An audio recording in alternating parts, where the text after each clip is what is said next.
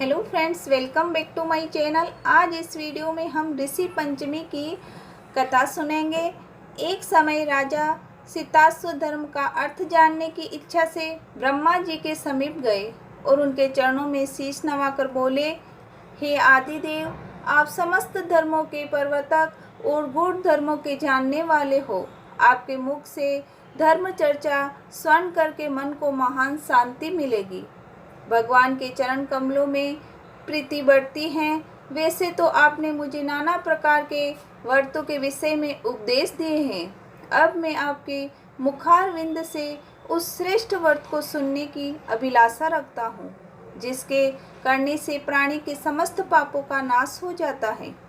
राजा के इस वचनों को सुनकर ब्रह्मा जी ने कहा, हे नृपश्रेष्ठ, तुम्हारा प्रश्न अति उत्तम और धर्म में प्रति उपजाने वाला है। मैं तुमको समस्त पापों को नष्ट करने वाला सर्वोत्तम व्रत सुनाता हूँ।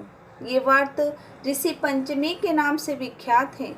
इस व्रत को ग्रहण करने वाला प्राणी अपने समस्त पापों से सहज ही छुटकारा पा लेता है। उसे नरक में कदापि नहीं जाना पड़ता है। इस व्रत का एक अति प्राचीन इतिहास और भी है कि उस इतिहास को मैं तुम्हारे सन्मुख वर्णन करता हूँ। एक समय की बात है, विदर्भ देश में उत्तक नामक ब्राह्मण और प्रतिव्रता पत्नी के साथ निवास करता था। उस ब्राह्मण दंपति के एक पुत्र और एक पुत्री थी। उसके पुत्र का नाम सुविभूषण था। वह कुशाग्र और तीक्ष्ण बुद्धि वाला था। उसने अल्पकाल ही चारों वेदों को पढ़ लिया। हे राजन, उत्तक ने अपनी पत्नी की परामर्श से अपनी पुत्री का विवाह एक सुयोग्य ब्राह्मण कुमार के साथ कर दिया। किंतु भगवान की गति ही कुछ ऐसी थी कि कन्या विवाह के 1 माह पश्चात ही विधवा हो गई। अतः विधवा होने के पश्चात वह कन्या अपने धर्म का पालन करती हुई अपने पिता के यहाँ रहकर ही अपने समय को व्यतीत करने लगी। विधवा कन्या के दुख से दुखी होकर उत्तक अपने घर बार को अपने पुत्र को सौंपकर अपनी स्त्री और कन्या को लेकर गंगा जी के किनारे चला गया और वहाँ आश्रम बनाकर छेदों का पाठ पठन करने लगा। उसके पास कुछ ब्राह्मण भी वेद पढ़ने के लिए रहने लगे। कन्या भी अपने धर्म का पालन करती हुई अपना समय व्यतीत कर रही थी। वह नित्य प्रति मन लगाकर माता पिता की सेवा करती थी और एक दिन समस्त कार्यों से थककर वह एक दिन एक शिला पर जाकर लेट गई।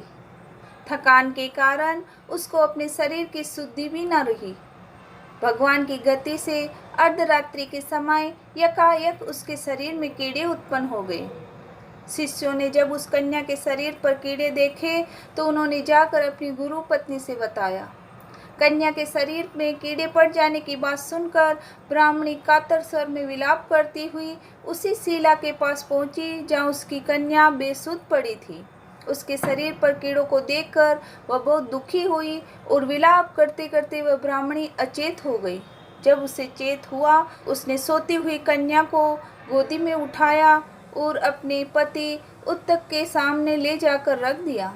कन्या की दशा को देखते हुए ब्राह्मणी ने अपने पति से कहा, स्वामी, अब कृपा करके मुझे ये बताइए कि मेरी इस साध्वी कन्या की दुर्दशा किस दुष्कर्म के कारण हुई।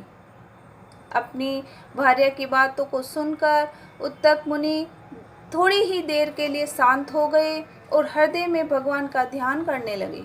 उन्होंने अपनी ज्ञान शक्ति के द्वारा कन्या के पूर्व जन्म के समस्त वृत्तांतों को जान लिया। तब वह अपने नेत्रों को खोलकर बोले, हे प्रिय, ये कन्या अपने पहले जन्म में एक ब्राह्मणी थी। उस समय इसने रजस्वला होते हुए भी एक समय घर के गड़े आदि बर्तनों को छू लिया। उस पाप के कारण इसके शरीर में कीड़े पड़ गए। इसने शुद्ध होने के बाद अपनी सखियों के साथ ऋषि पंचमी व्रत को देखकर भी उसका आदर नहीं किया। व्रत के दर्शन के प्रभाव से तो इस जन्म में इसको उत्तम ब्राह्मण कुल तो प्राप्त हुआ, परंतु उस व्रत का तिरस्कार करने के कारण इसके शरीर में कीड़े पड़ गए। मुनि के वचनों को सुनकर सुशीला बोली, हे स्वामीन, जिस व्रत के दर्शन मात्र से आपके सम्मान ब्रह्म तेजोमय उत्तम कुल में इसको जन्म प्राप्त हुआ और इसका तिरस्कार करने से शरीर कीड़ों से भर गया। उस महान आश्चर्यजनक व्रत को आप कृपा के कह मुझे सुनाइए। उत्तक प्रसन्न होकर बोले, हे सुशीले, ये व्रत समस्त व्रतों से उत्तम है। इसके प्रभाव से समस्त पाप नष्ट हो जाते हैं। इस व्रत को धारण करने वाला निश्चय ही दैहिक, भौतिक, दैविक तीनों प्रकार के कष्टों से छूट जाता है। व्रत को धारण करके स्त्रियां सौभाग्य को प्राप्त करती हैं। ये महान व्रत भादो मास के शुक्ल पक्ष की पंचमी को आता है।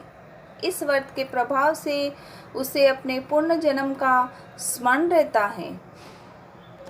कथा समाप्त होती है।